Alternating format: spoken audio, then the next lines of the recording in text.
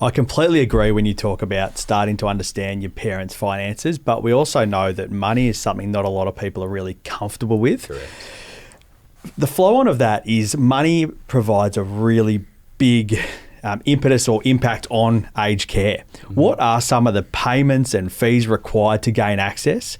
And what options do our clients and their parents have when it comes to these fees and payments? Yeah, so when you do start to tour the facilities, they'll throw a bunch of figures at you that are quite intimidating. We've created sort of a breakdown of a simple way to explain the different costs for aged care. So broadly, it breaks down into two areas. The first is what do you pay for the right to enter the facility, and it's known as a RAD, R-A-D. For all intents and purposes, that is a bond. It's the government, so they've changed it to a confusing acronym, but you pay a bond to enter the facility, and you can pay that a variety of different ways, either as a lump sum or via interest payments. Then after that, you're going to have a monthly bill that's going to have 4 line items on it.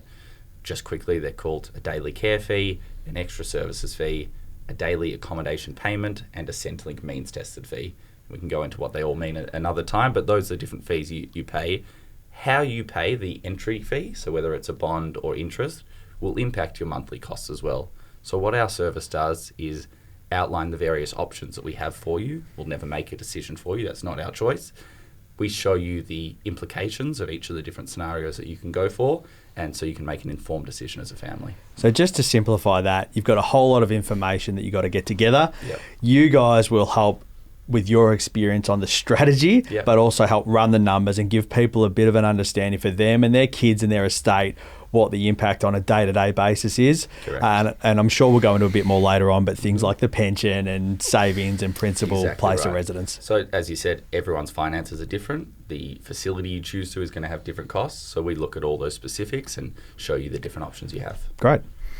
And Michael, are any of those fees or payments refundable when the individual passes away? Yeah, so in residential aged care, that entry cost, which can range from sort of $500,000 to almost $2 million, depending on the facility you're looking at, if you pay it as a lump sum bond, it's entirely refundable when the person leaves the facility. Alternatively, if you don't have the money to pay that lump sum, you can pay interest payments, and they're not refundable. So those are sort of two of the options that you have. Got it.